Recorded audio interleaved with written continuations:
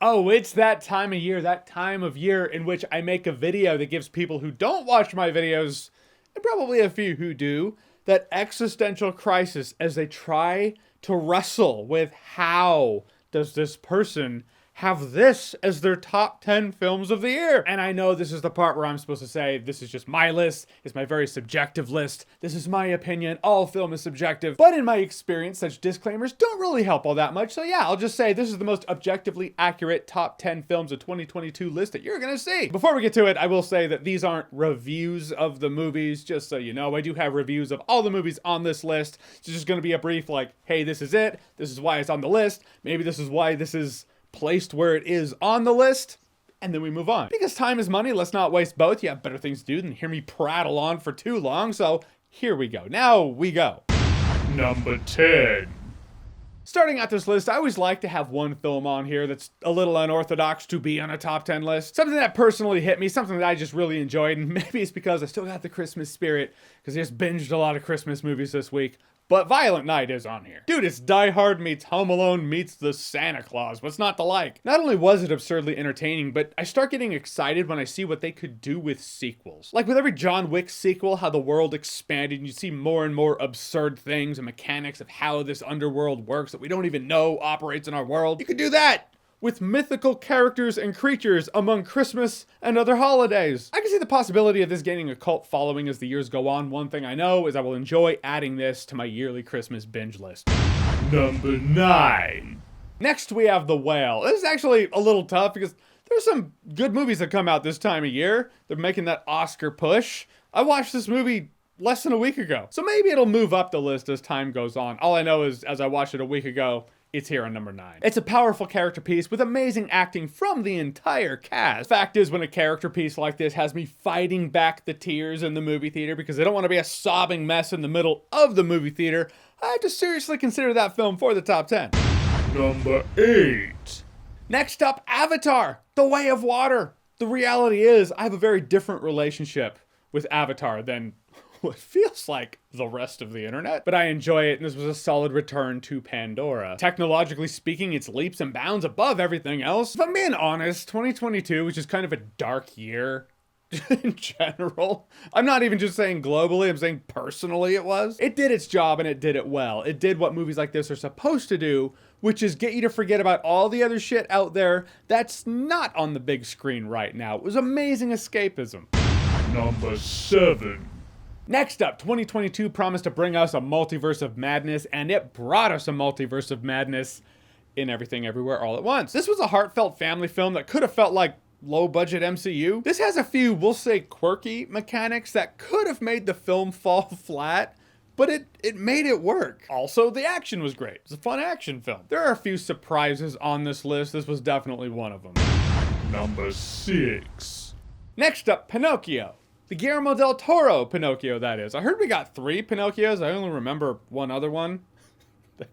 Might be on another list, I do. But when Guillermo del Toro is coming out with a new film, you pay attention. When he's coming out with a fairy tale film, a very familiar fairy tale film, in which you've heard the origins of that fairy tale, or, well, they're much darker than you know it as, you can't help but put that on your must-watch list. This film was dark, tragic, but also beautiful. Not just because of its stop-motion animation, which that is, but also its execution, its concept, its mythology. Also, the voice acting was incredible. I forgot to mention that in my review, I believe, because I got so wrapped up in the stop-motion animation and the atmosphere of the film. Point is, it all came together, and it was a beautiful thing. Number 5.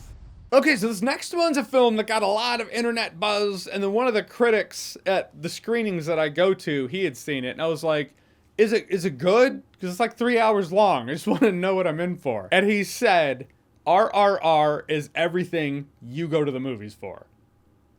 He said like personally, like you, Jeremy, you. So I watched it and I was like, well, he wasn't wrong. This is pure 90s action movie style amazing in all the best ways. 2022 was the year that a lot of people in America gave Tollywood love, like people who didn't before. Funny thing about this is I've always gotten the impression that people in India were like, they saw the hype surrounding RRR and they're like, this is what you're losing your minds over? We got better. But that's the cool thing about it. It sparks a curiosity. People go down the rabbit hole of Tollywood films, experience a bunch of stuff they wouldn't have experienced if RRR had not gotten the hype it got. Saying that is all beside the point of the fact that RRR in and of itself was just an enjoyable time. And it's the kind of film that I hope makes Hollywood sweat, where they're like, Tollywood is competition for us? Impossible. No, it's not impossible at all. And I like that. Number 4. Next up, this is a film I enjoyed when I watched it, but as time goes on, I've watched it multiple times since, and I just appreciate it more as the year had gone on. Well, that's The Batman. I'm just explaining it without actually saying the title. It's The Batman. Yes, as 2022 generally gave us comic book movie vomit as the year was going on, The Batman's the only comic book movie of the year that I felt tried to elevate the genre. Tried to do something special, something more dramatic with it. And in large part succeeded. Pattinson isn't my favorite on-screen live-action Batman I've ever seen, but this is my favorite on-screen live-action Gotham I've ever seen. The support cast was incredible. The atmosphere was straight up out of the Arkham games. I want to see more from this world, but I want to see things that we haven't seen before, dude. Just bring Court of Owls, bring whatever. Point is, great atmosphere, great musical score as well. Number 3. Next up, this is probably the biggest surprise of the year, because I didn't even know this movie was going to exist. It just kind of came out, and I was like, all right, I'll watch this movie, and wow, the menu was awesome. Never saw trailers, knew nothing about it, so me being surprised as this film went on was just part of the experience for me. The foodie in me loved the presentation. The horror thriller fan in me loved the experience I ended up getting. 2022 was actually a really good year of horror/thriller. Some surprisingly good stuff coming out of that genre. But the menu kind of embodied everything great about the surprise of sitting down and watching a great thriller. It was an experience I loved, and I've told everybody I know, like, dude, you should go watch the menu right now. Number 2. Next up, another film that you can't help but just appreciate the more the year went on is Top Gun Maverick. I was not looking forward to Top Gun Maverick when it was coming out. I was like, a sequel to a 35-year-old film? Like, we all know how this is going to go down, right? Because we've seen this go down, and it's not good. Turns out when it's made by people who love the characters and the world, well, it can be pretty great. It had nostalgia as icing on the cake, but it didn't rely on that. It didn't rely on the icing of the cake to be the entire cake. Still gotta make a great cake that has icing on it. Top Gun Maverick did that. And yeah, it was heartfelt. I teared up in a scene. I will say it's more about Maverick than the ensemble, but it's Maverick. Right, it's like Top Gun Maverick is the embodiment of the concept of Field of Dreams. If you build it, they will come. Number 1. And there have been some great films on this list. Well, I feel they're great anyway, but there's only one film this year that had 2 naked dudes fighting on a volcano in the name of vengeance, 80s metal album cover style, and that's The Northman. Funny enough, and I tell people this in conversation out there in the world, off the YouTubes, The Northman's probably the most digestible Robert Eggers film out there in terms of appealing to a broader audience. Like, if I wanted to get people into Robert Eggers films, I'd probably start with The Northman. I wouldn't start with The Lighthouse or The Witch. I could see how that might be a little off-putting for some Robert Eggers diehards out there, but for me, I thought this film was great. Norse mythology, well, it has Norse mythology. No. Try to say that again, Jeremy. Norse mythology. But it's always when he's having a fever dream or tripping balls, so you don't know if it's real or not. It just kind of keeps that in line with the mythology, but also the mindset of the people at the time. It's a revenge film that doesn't give you that, yeah, everyone got wiped out and revenge is good. But it doesn't undercut it either. By the end, like, he's still going for it. It was a heavy film set in a brutal time. It doesn't shy away from any of it. And this was a film that got its hooks in me. It got its claws in me early in the year.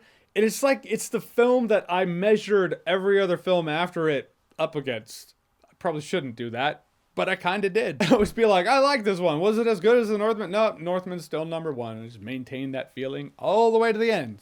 To this video. So that's my list of my top 10 movies, my favorites of the year. But hey, more importantly than me vomiting my 10 favorite movies of the year, I want to give a thank you to all of you. You keep this channel going. You have kept it going for over 13 years now. It's actually a comment and a thing I run into people and they're like, dude, I used to watch you in elementary school. I graduated college now. It's mind-blowing to me, but it's also really cool and very appreciated. I want you to know that. I don't want you to watch the videos and be like, You think he gives a fuck? Like, I do. I do care. I care and I appreciate that fact, because without you watching my videos, there's no me doing this. I'd be a projectionist at a movie theater still. I got lucky because you good folks out there were like, hey, I like what this guy's giving. I guess I'll keep watching. I want you to know that I'm very aware of that and I'm very appreciative of that fact and you. But now you've heard my top 10 list of the year. What is your top 10 list? If you haven't seen enough movies to have a 10, do a 5, do a 3, do whatever. It doesn't even have to be movies. You can do video games if you like. You know, I'm a gamer. But whatever you think, comment below, let me know. And as always, if you like what you've seen here and you want to see more, click right here to see more.